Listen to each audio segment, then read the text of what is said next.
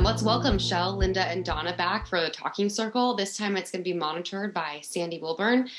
We've already got some great questions coming in, but keep submitting them, and I'll let the four of you take it away. Thank you, Genevieve. Wow, what an incredible day it has been already. And I am so honored to be here and amongst our presenters this afternoon. So I want to start off with a question for all of you. We've been, experiencing pandemic for the last year and a half, almost 2 years.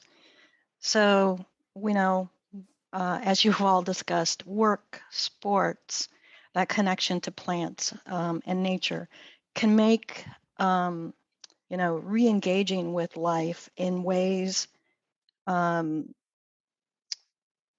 that other forms of healing cannot, can make that re-engagement in life really healing and spectacular. And so in thinking about that, as we begin to emerge from nearly 2 years of pandemic, can you please share with us, what has sustained you and what you hope will nourish you as we move forward? And we'll start with Chelle. Yes, hello everybody. Good afternoon. Thank you for having me. I think for me, it's just really relaxing into the present moment and being in the flow. So often we stress and we have all of these emotions over things that we can't control, and that just makes life a little bit more difficult for us. So it's just releasing that control and surrendering into the moment and understanding that everything is just in its divine timing. And the more that we can just be the bamboo or be like water and not resist the changes that come, I think that it's a lot easier on us as a whole. Thank you, Chelle. You're welcome. And Linda? So I really think that connection of with Mother Earth and of getting outside and taking deep breaths outside, being in touch with the plant nations, literally hugging trees. I mean, all of those things. It's so important, and that has kept me so grounded and so connected. And I know during a time when a lot of people were actually afraid to leave their homes, a lot of my friends and colleagues were experiencing so much depression and anxiety. But when they just got outside and started getting some of that good vitamin D, it really helped to alleviate a lot of those symptoms. So I really highly recommend that. Even in cold weather, getting outside can be really beneficial. So I know it has been for me. Thank you. And Donna?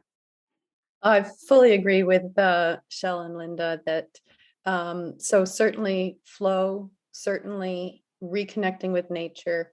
I think we can use this time of significant disruption to truly step back from everything that's happening in our lives.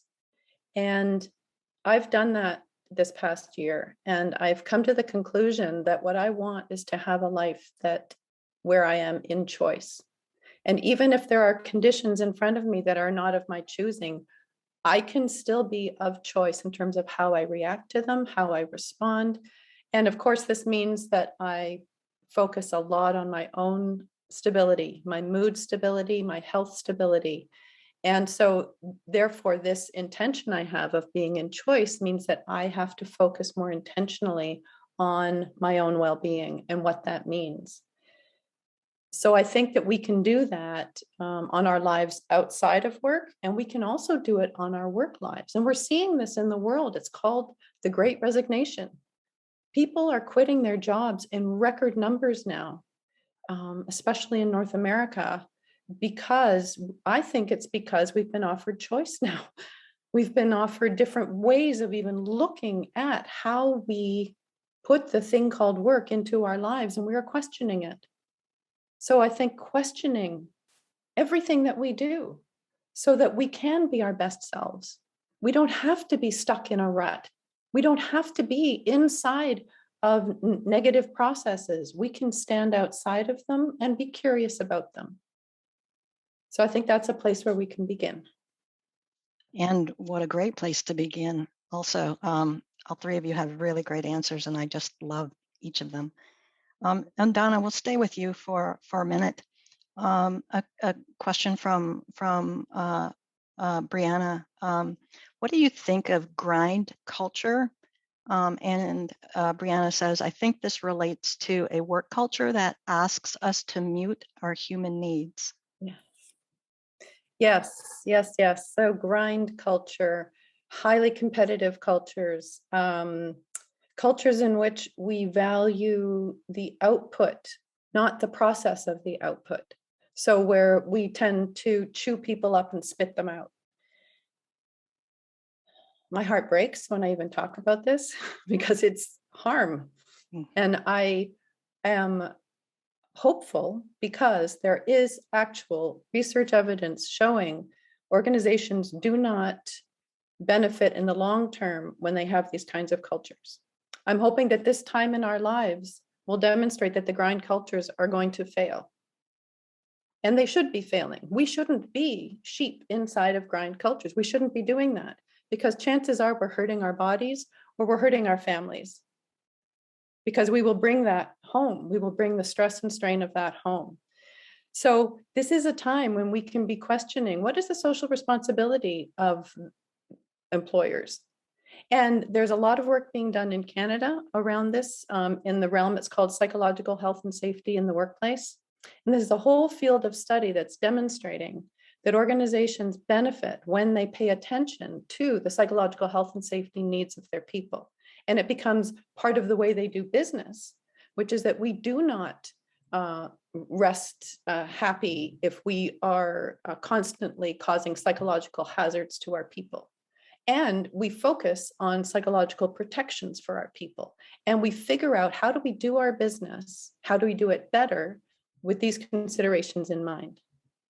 So I'm hoping that what we will find is that individuals will no longer accept grind culture, and organizations will begin to realize this doesn't make sense. It doesn't make sense from a moral perspective, because moral injury is occurring when people are inside of a grind culture.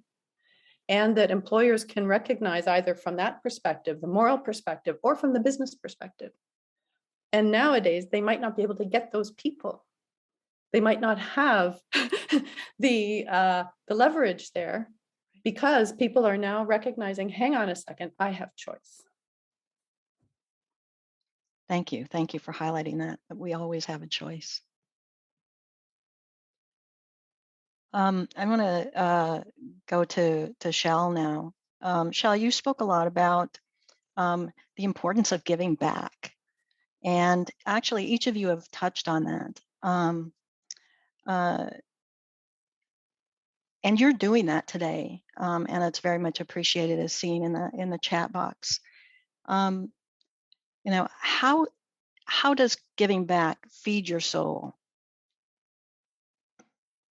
I love to see people happy. I love to make people happy. I love to see them smile. And for me, it's just the heart that I have, honestly. Like, it brings me such joy to help others to develop and be their better selves. I've always been that type of person as far as leadership and just really impacting change and making positive influence. For me, growing up in a very small town, I didn't have access to some of the things that I have access to now as a collegiate athlete and a professional athlete. And so it's really important for me to, as I live my career out and my life out, to look at those little girls who are in the same position, or those kids, little boys that were in the same position as me, and the valuable lessons that, yes, they may be learning them at home, maybe not, but the platform of sport, what I found through teaching and working with kids listen to athletes. They just think it's really cool that you play a sport. And so I really use that as a connecting point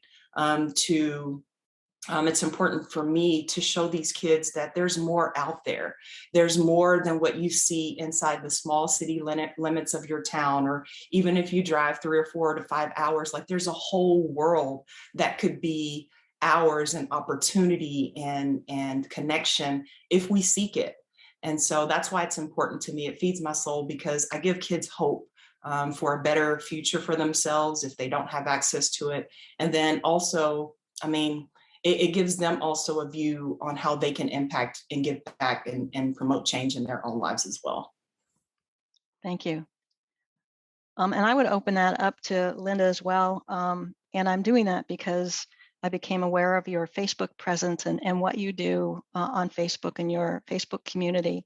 So how is giving back feeding your soul?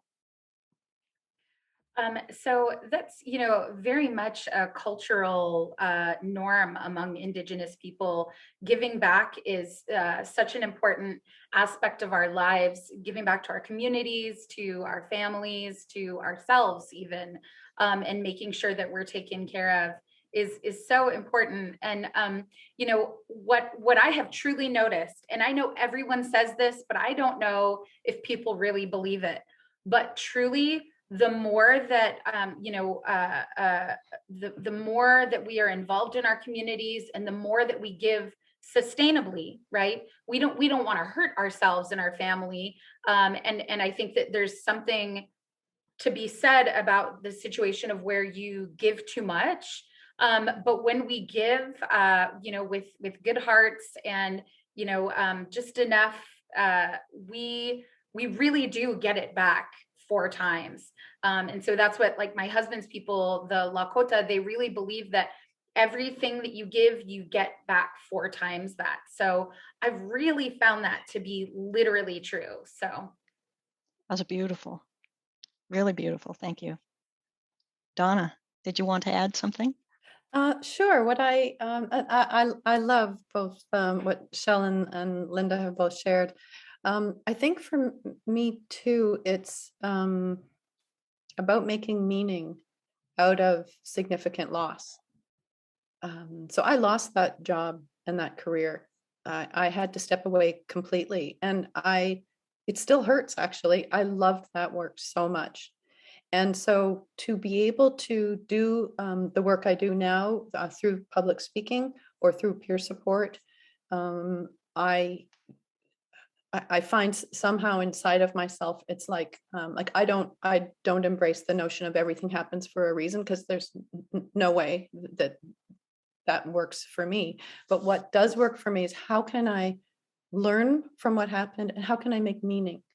And so for me, if I am able to help someone else in their time of pain by giving them some hope, demonstrating some support to them, and because of this had happened to me, and I have some insight and understanding and have focused on my own recovery, that maybe I can offer something to someone else.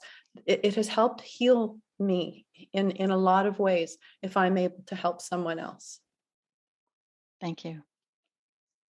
And there are a lot of questions here for you, Linda.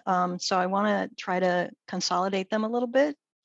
And there were some concerns about whether there were any contraindications with the herbs or teas and medicines that folks get from their doctors that folks need to watch for.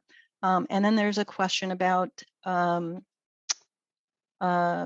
whether you have other recommendations for plants that might help folks dealing with cancer. okay, so about the counterindications, I it's interesting because I find Western medicines and Western ideas of what's dangerous and not dangerous to sometimes be really interesting.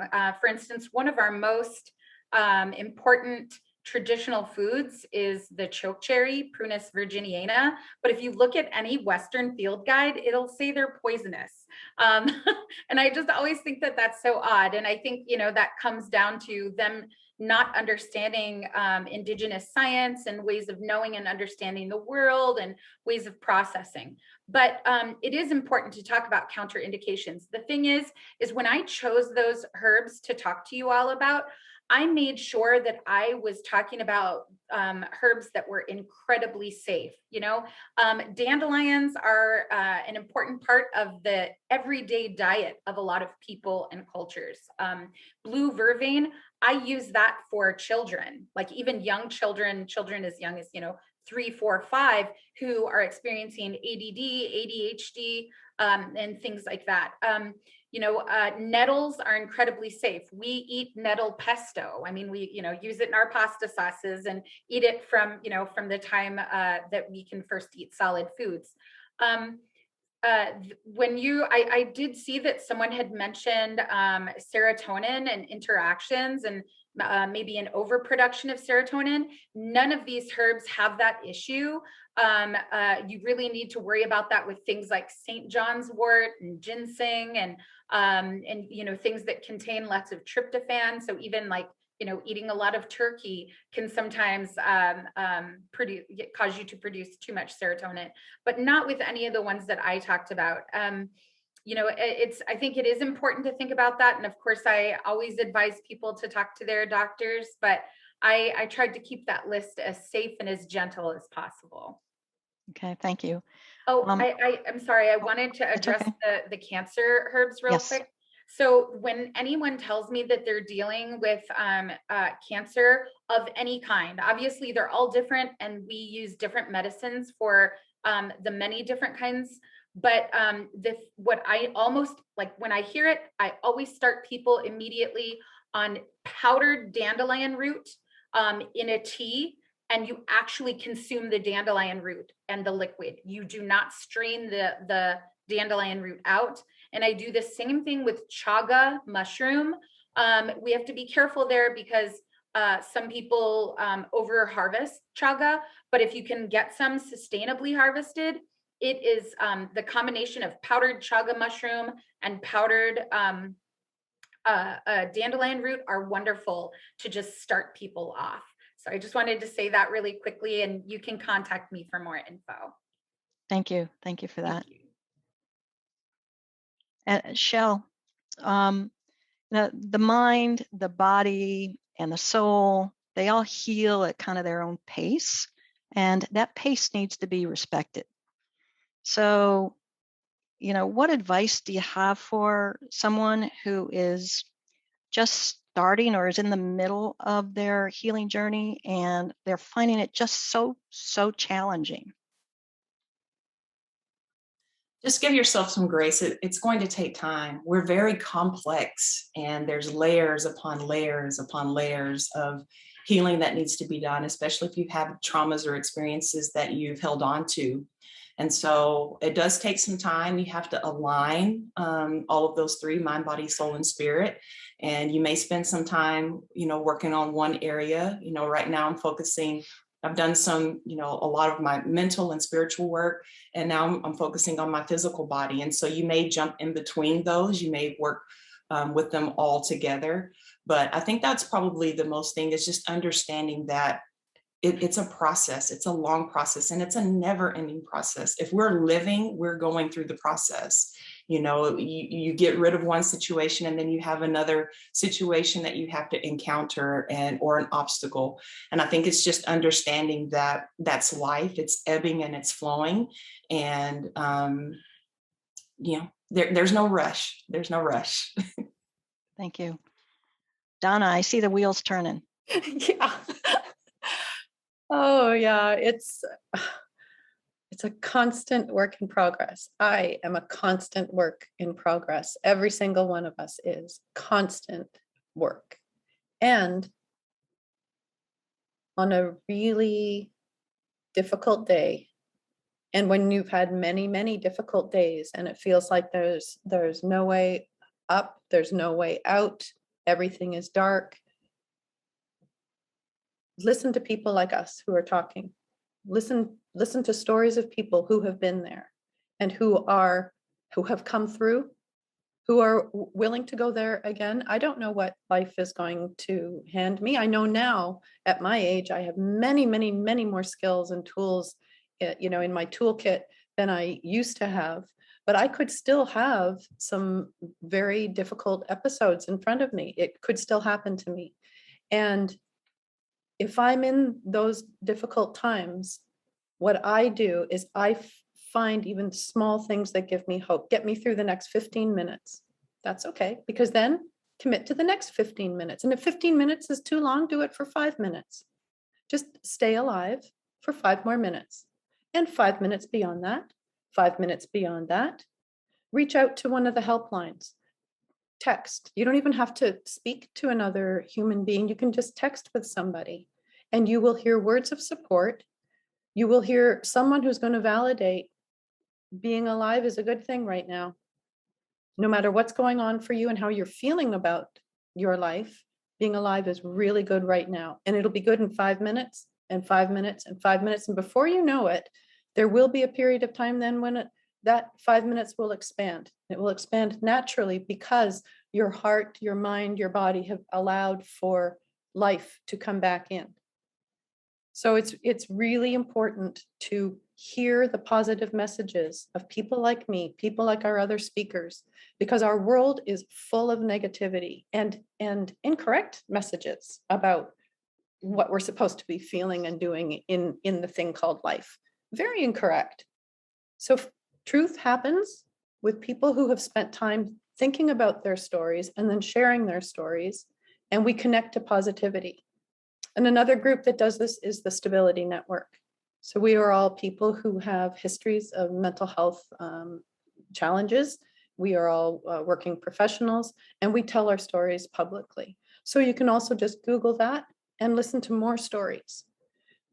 And I've heard a lot of people tell me that by reconnecting to multiple individuals who are telling their stories, it's given them that sense of hope and that sense of just calming down and taking it easy, like the way Chelle said, like just chill around it, just gentleness and ease, and it will get better. I promise you it will get better. Thank you. Linda, would you like to add to that? So the question was? The question was around the mind and body and soul healing at their own pace. Right. Yeah.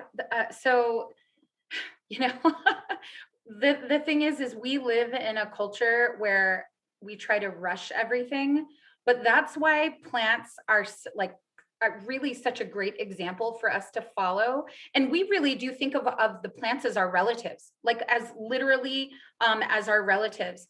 And we learn so much from them. And one of the things that we learn from them is patience, right? I can't make a flower bloom tomorrow, right? They bloom on their own time. And, we really need to think of ourselves that way. We will bloom in our own time, and we can't force it. We can't rush it. And when it happens, it's beautiful because we have worked hard on being patient and waiting. And so, I really suggest that people watch the Plant Nations and learn from them and, take their advice when it's given to us. Thank you.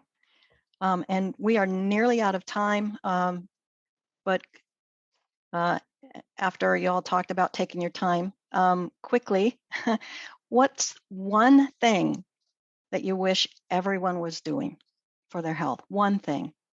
Donna? One thing. Stepping back from assumptions. If we step back from assumptions we make about ourselves, about other people, and it allows for us to be curious, that I think is an essential first step. And it can be part of well-being. It can be part of becoming active again, like the way Chelle has described, many different ways to become active again. Step back from the negative messaging, because chances are it's incorrect. Step back, question your assumptions, and be curious. That's 3 things. That's right. Thank you. Chelle?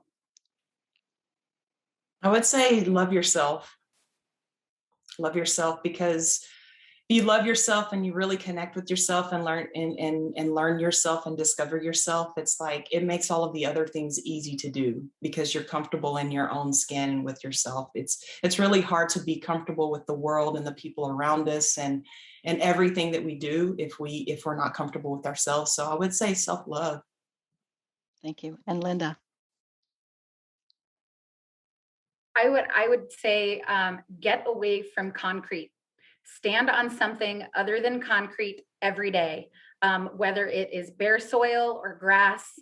I was going to say eliminate refined sugar, but I am a big fan of brownies. So I'll go with standing on something that is not concrete, and, do some prayers. Thank you. Awesome. Thank you all so much for this talking circle.